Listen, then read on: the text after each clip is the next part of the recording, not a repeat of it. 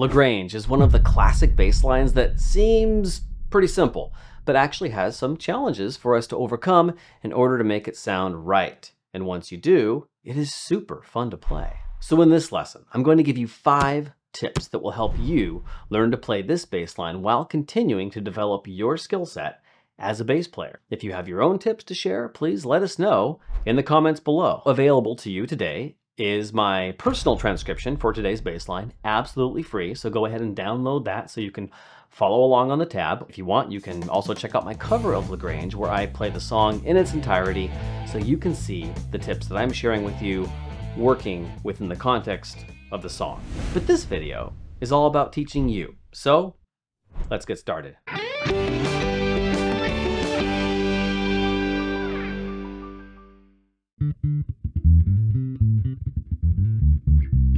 As classic bass lines go, Lagrange is pretty simple, but it's not to be underestimated. The driving swing eighth notes at 160 BPM are relentless. So playing with consistency and maintaining your stamina is one of the basic challenges of this song. Most of this challenge being in the right hand. Finger cycling is the term I like to use to describe the technique of alternating your fingers, but using 3 fingers instead of just 2.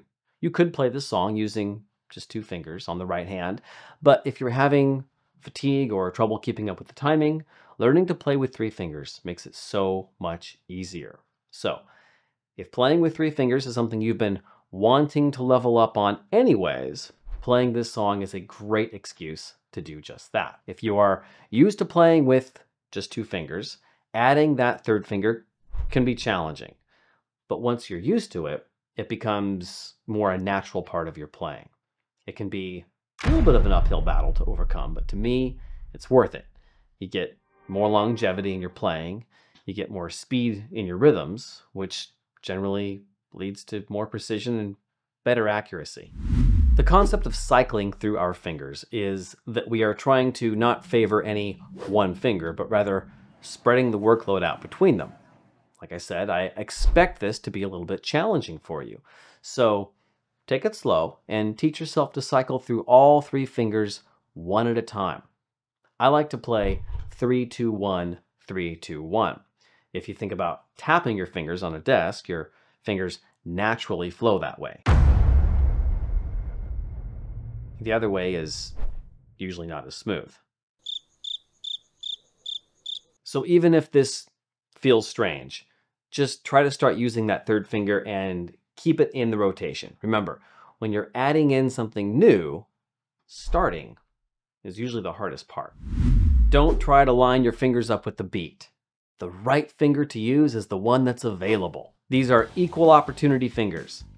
I don't care what the beat is. I don't want you to be trying to hit a certain finger on the downbeat every single time.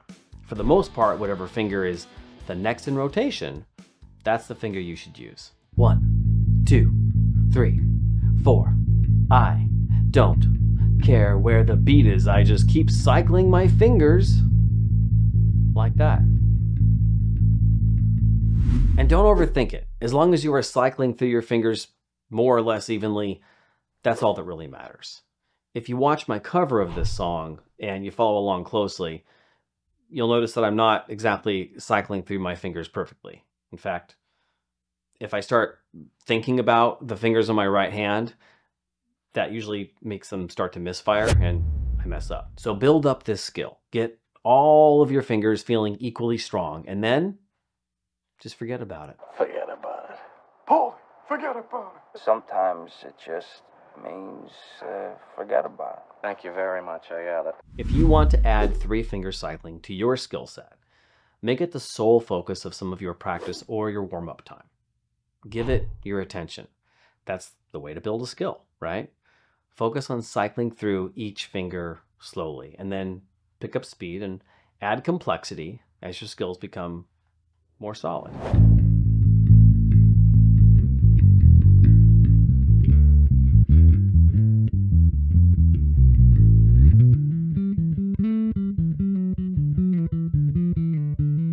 One of the ways to make or break a song is in how we articulate the notes, how we treat the notes, how we make them sound.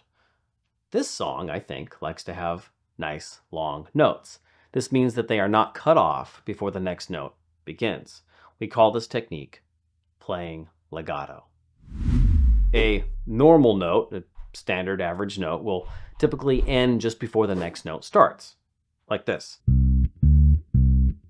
But when you play legato, you want that note to last as long as it can, so that the end of that note occurs exactly when the next note starts, like this. To me, this song doesn't sound right unless you give the notes their full duration. This is particularly noticeable in the main riff. It should sound like this. But if you shorten the last two notes, it sounds like this.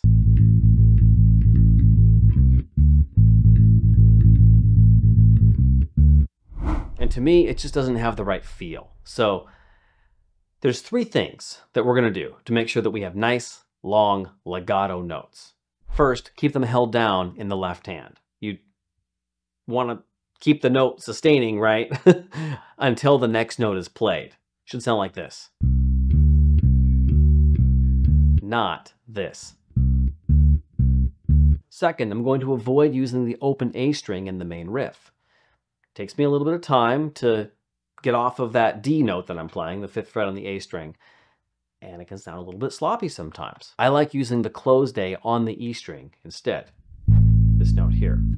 It's a cleaner sound and you get more power, more kick from the 5th fret on the E string. Definitely a personal choice, it's up to you, but I just like using the closed A versus the open A in this case. And finally, I'm using neighboring fingers on neighboring strings. I'm not releasing the note and then changing strings with the same finger. That technique works very well if you want to cut the note short, but in this song, we don't. And I'm also not barring with the pinky. You could bar these notes and still play them legato, but I find it more comfortable and more reliable to just use the 3rd and 4th fingers side by side. See? They're neighbors. Sometimes, most times really, working out a bass line is like a puzzle, especially on the left hand. You have to work out the configuration of fingers and strings and frets, making decisions about how you want to play the line so that it both feels and sounds the way that you want it to. About 2 minutes into this song, there's an interlude that's 8 bars long, using a 4-bar phrase played 2 times. Okay? We're going to focus on the last bar of this 4-bar phrase, because it can be a little bit challenging to really nail it and make it sound right. Here's my solution to this puzzle. Play the open A twice, then I hit 3rd fret, sliding to 4th fret, and then I play the high A, the 2nd fret, on the high G string. Again, open, 4th finger, slide, 1st finger, high string. Here's the real trick to this, and the trick is really in the right hand. While I play this riff, I'm resting my thumb on the E string to keep it muted and to provide a foundation to play from. I'm playing on the A string as I start the riff, but then when I jump to the G, the high string, I leave the A behind the open A, and this needs to be muted. So I just move my thumb down to the A at the same time that I play the high A, the 2nd fret on the G string.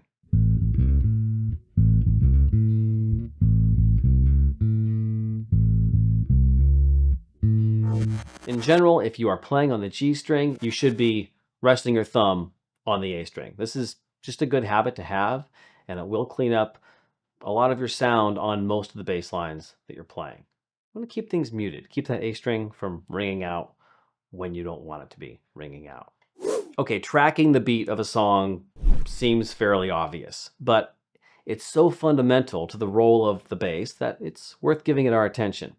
You should decide where the beat is for you, and then express it physically, actually moving your body to keep track of the beat. I feel this song in 2, so I have 2 pulses, every single measure that I'm keeping track of with my body. This helps me to really keep track of the tempo with high accuracy, keeping on the beat, keeping me on the beat. But it also helps me from getting turned around in sections where I'm not playing.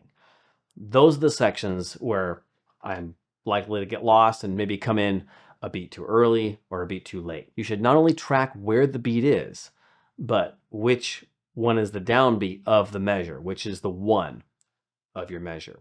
This is true for anything that you're playing, but particularly with something that's highly repetitive like Lagrange. Something else that is true for all lines that you want to learn is that you should not be learning them at tempo. In other words, not at the full speed of the song. This again is particularly true for this song because of the fast driving tempo. Do not, I repeat, do not try and push through a tempo for this song or for any other song. If you're playing this sloppy, if you're not sounding the way that you want to, stop. Slow it down. Don't keep trying and hoping for better results. It is in our nature that we tend to feel like we should be better than we are, or we might just nail this one line if we try it one more time. Don't do that. Step into the tempo. Bring the song to you, to where your ability is at, and play it at whatever tempo that you can play it at. Solidify that and increase it from there. If you didn't know this, you can actually slow down a YouTube video in 5% increments. Click on Settings on the video, click on the playback speed, click on Custom, and then you can use the slider to adjust the tempo to wherever you need it to be. In fact, you can even use my cover of this song, and you can play along with me playing along with the song, and that way I'll be there to keep you company. Those are my 5 tips for you today on not only playing Lagrange and making it sound awesome, but on building your bass skills so that you can learn to play any bass line that you want to. Cycle your fingers. Pay attention to articulation to make the notes sound the way that you think that they should sound. Mute the open A string with your right hand, especially by the time you're playing on the high G. Track the beat so you know where it's at, and step into the tempo slowly, achieving what you can when you can.